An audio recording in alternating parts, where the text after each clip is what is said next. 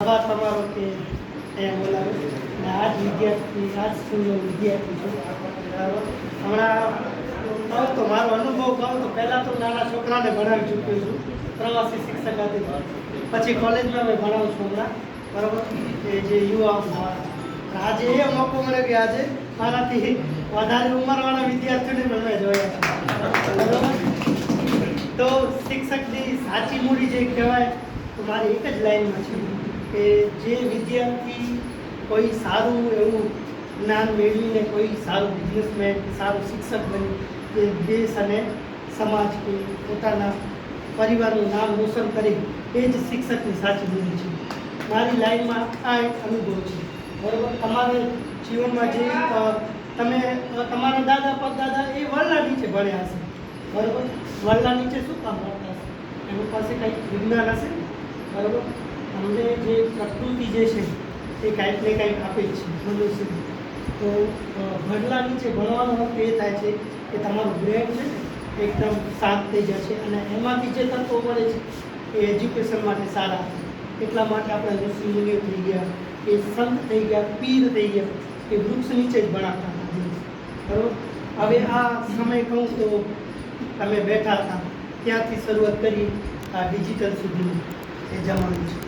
તમે પતરા નીચે કે કવલા નીચે જે ભણ્યું એયાથી કરી અને આ બિલ્ડિંગ સુધીનો સમય મળ્યો.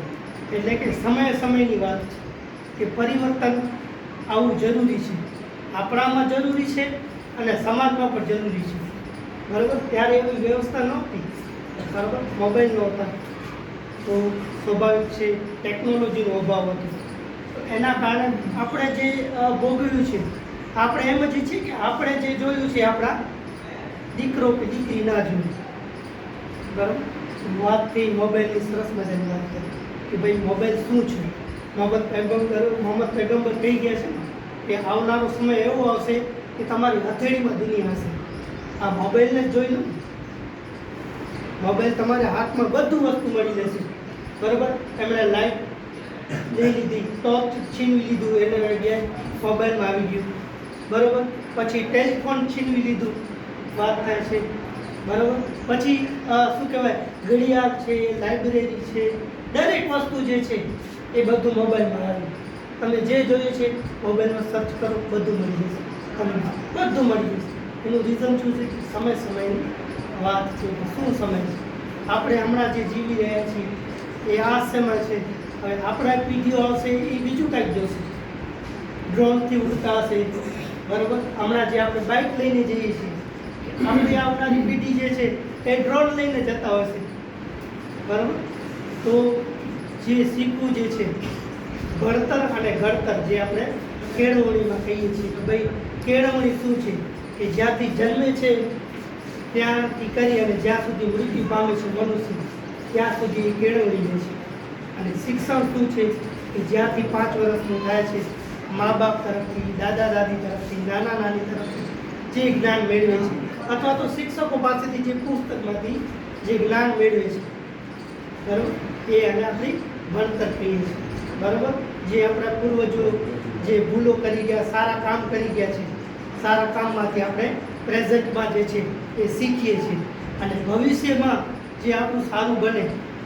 બરાબર. આપણું ભવિષ્ય જે સારું બને તો આપણે કાંઈક આપણા પૂર્વજોના વિચાર જે છે બરાબર ડીએનએ એ હોતો જ છે.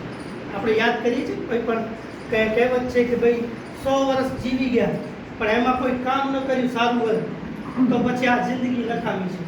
પણ 4 વર્ષની તમે જિંદગી જીવી ગયા એમાં કોઈ એક સારું કામ કરી ગયા તમને હજારો વર્ષ સુધી લોકો યાદ કરે. બરાબર. મેં આખું સામે જ જોયા છે એવા વ્યક્તિઓ. બરાબર. એ કાસમભાઈ પડ્યા છે. મેં આજે જો હું અહીંયા છું બરાબર મને મદદ કરનાર આ કાસમભાઈ પડ્યા હતા. પહેલી વાર 3,500 રૂપિયા આપ્યા. હું ના ભૂલી શકું ક્યાં, કારણ કે અનેક બાવા પડ્યા છે. અયુબભાઈ છે. આજે મને કાંઈ જરૂરત હોય છે એજ્યુકેશનમાં અને ફીસની બરાબર તો એને મને મદદ કરી છે. સાલેમ અહમદ પડ્યા છે કરી છે મને જોઈતી હતી. મારી પાસે ફીસ નહોતી અમદાવાદ જવા માટે. મેં MA કર્યું, BEd કર્યું, મારી પાસે ફીસ નહોતી. મારા મા બાપ મારા ભાઈઓ મને ખૂબ સપોર્ટ કર્યો છે.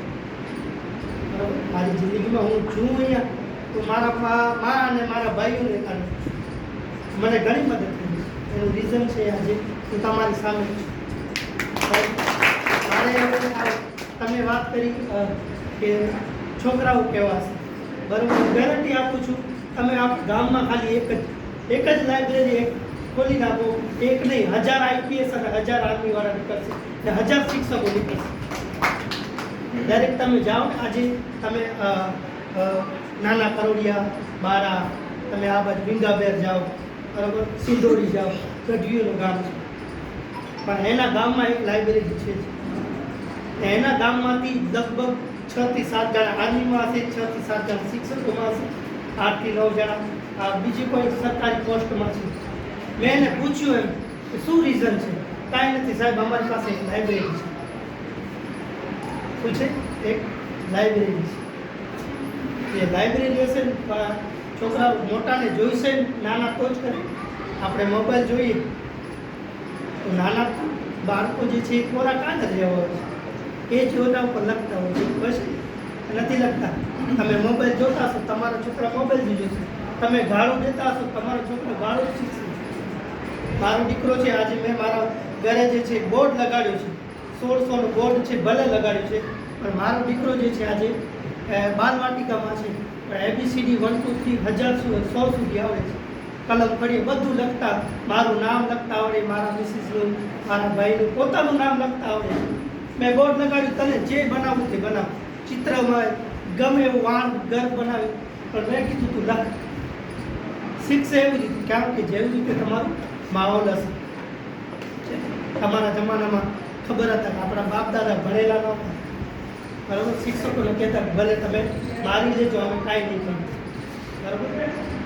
તો આજે જે મોટા માણસો એટલા ગુનાહિત પ્રવૃત્તિ હોય, બરાબર, જ્યારે શિક્ષક જે છે લાકડી મારવાનું બંધ કર્યું છે ને, એટલે પોલીસવાળાને દંડો લેવાનો વારો આવી જાય છે. તમે જોજો નવ યુવાનો, તમે જોજો કેવા કેવા કાર્યમાં સપડાયેલા છે. ત્યારે શિક્ષક નથી મારે ત્યારે પોલીસને દંડો ઉપાડવાની વાત આવી જાય છે, બરાબર. મા બાપને એટલી છે, ભલે તમારો દીકરો જે છે દીકરી ગમે એટલો વાલ હોય, બરાબર. અમે અમારા મા બાપને વાલા નહોતા, તો એ કહેતા હતા ને ભાઈ મારજો એમને. હવે તમે ડિજિટલ યુગમાં આવી ગયા, તમે કહેશો મારા દીકરીને કંઈ નથી, બરાબર. વાંક તમારા મા બાપનું છે, કારણ કે દીકરાને કહ્યું ભાઈ ભલે વાંધો નહીં, વાંકમાં હોય તો મારી લેશે, બરાબર. છોકરો બીજી વાર આ ગુનો કરતા જરાક પણ આમ વિચારશે 100 વખત, બરાબર. આપણે ટીપલાઇટ જેવા છીએ, બરાબર. બધાને બહારથી પૂજા આપશું, પણ એની પાછળ ઉંધાર હોય એટલે શું કરશે? હોય છે ને, બલ્બ હોય છે, બરાબર. આખા રૂમને અજવાળું કરશે, પણ એની પાછળ અંધારું જશે, બરાબર. શરૂઆત કેવાથી કરવી? આપણાથી કરવી, બરાબર. તમે બધા મારાથી પણ વધારે ભણેલા ગણેલા છો, બરાબર, ને સારા પોસ્ટ ઉપર છો, બરાબર. એનું રીઝન શું છે? શિક્ષક. શિક્ષક શું કરી શકે છે? બધું કરી શકે છે. જોયા છો, કલામ થઈ ગયા, અમરામ લિંકન થઈ ગયા, ઠીક છે મોટા શબ્દ, ઠીક છે. આભાર. બસ.